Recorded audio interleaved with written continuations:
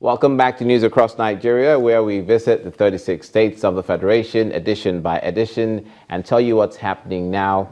And just to remind you of certain facts about some of the great states in the Federation, we spoke of Yobe State earlier in the day and the challenges they're facing concerning insurgency. Doesn't detract from the greatness of the state, which was created in 1991, nicknamed proudly the Pride of the Sahel.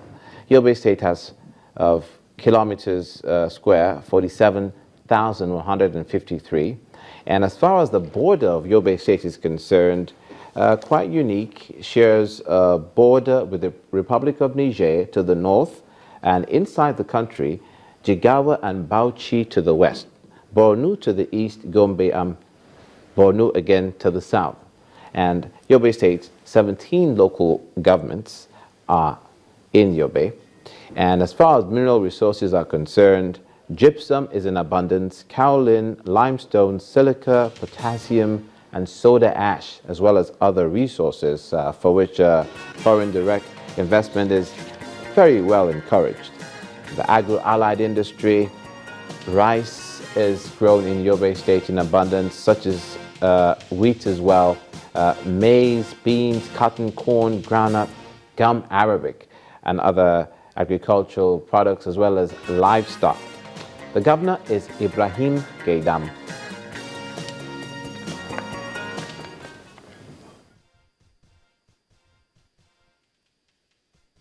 And in the north-central part of the country, Governor Idris Wada today flagged off his re-election campaign rally at Anyigba, the Kina local government area of Kogi State. Now, the governor promised the people that if elected for the second time, he will develop the agricultural sector and empower the youths. Also at the rally ground, the People's Democratic Party in the state received over 5,000 decampees from the All Progressives Party.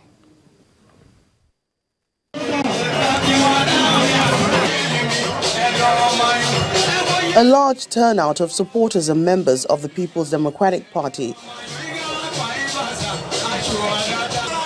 They troop out en masse to witness the campaign of Governor Idris Wada at the CMML Primary School playground on Old Egume Road, Anyigba in Kogi State.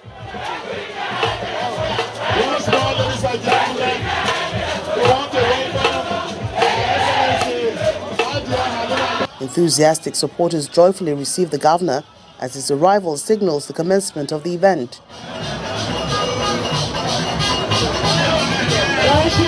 As he steps up to the podium, Captain Wada says his agenda to run again for the #1 seat in the state is simple. Our agenda for the state is simple.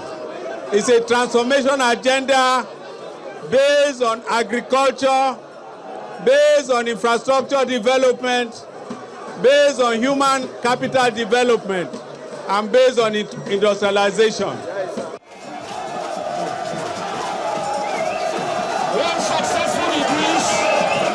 It's a huge event as party heavyweights are there in their numbers. One after the other, they state their resolve on Governor Wada's candidacy. PDP power!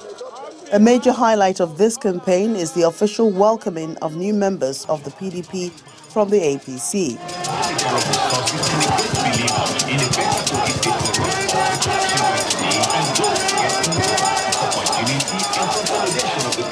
With this, the race begins in earnest, leaving the people of Kogi State to decide who becomes their governor in the November 21 election.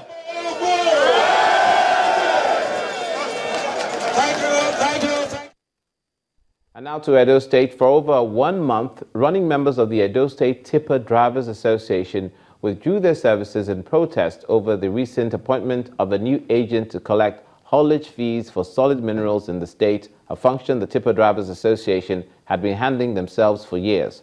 While the state government and the tipping truck drivers are yet unable to reach a common ground in order for the drivers to resume their business of lifting sand and gravel in the state, artisans, cement and building materials dealers, including owners of building projects, are calling for immediate resolution of the crisis.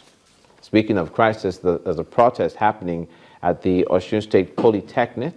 The Alumni Association of the Osun State College of Education has joined other stakeholders to appeal to the state government to reconsider the proposed merger plans of the institution with the Elisha College of Education. Addressing newsmen in Oshogbo, the state capital, the national president of the Alumni Association, Ayobami Fakeye, says although the government has said that the merger report is mere rumor, he says the stakeholders are not convinced that the government will not go ahead with the plans. According to him, transfer of some courses and closure of the college shall be carried out following due process through the Osun State House of Assembly and not a unilateral decision not supported by law. The governor cannot close down his school, but he has to follow the due process. Recourse to the law. There is a law that established that College of Education. Take the bill to the House and let us hear what people will say. We will also go there to give our own voice. That is if they will listen. Because we don't see this government as a listening government. But notwithstanding, we cannot say, we won't say we will wait until the announcement is made. That will be crying after the head has been cut off. And we don't want to do that. When Fakule was demolished, many records were destroyed because they didn't inform those that were using the place before to go and evacuate their materials. So what now becomes, maybe in 2, 3, 4, 5 years' time, people now want record from that school. Maybe you want to travel abroad. Apart from your certificate, they say, go and bring your cumulative record. Will that be in the ministry? Or where will it be? Or will it be carried to wherever they say they want to carry them to? Let us face the facts. That step is retrogressive. It is inhuman. It is uncalled for. The school should be left as it is now.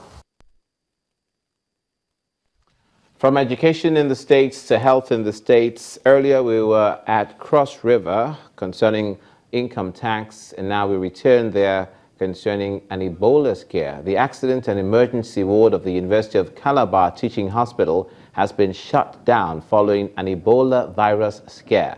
The scare was as a result of the death of a patient who died at about 2 p.m.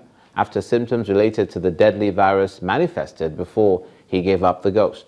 It was learned that the patient, whose identity could not be ascertained, was brought in from Akwabuyo local government area of Cross River State on Tuesday with high body temperature, while at the same time was vomiting, stooling, and bleeding from the nose.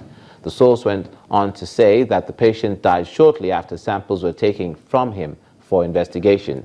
He said after the death, the accident and emergency ward was quarantined in order to curtail and verify what exactly the problem was. When contacted, the chairman of the Medical Advisory Committee, who also doubles as the Deputy Chief Medical Director of UCTH, Dr. Quinette Kalu, confirmed the scare, but said the patient was suspected to have died of hemorrhagic fever.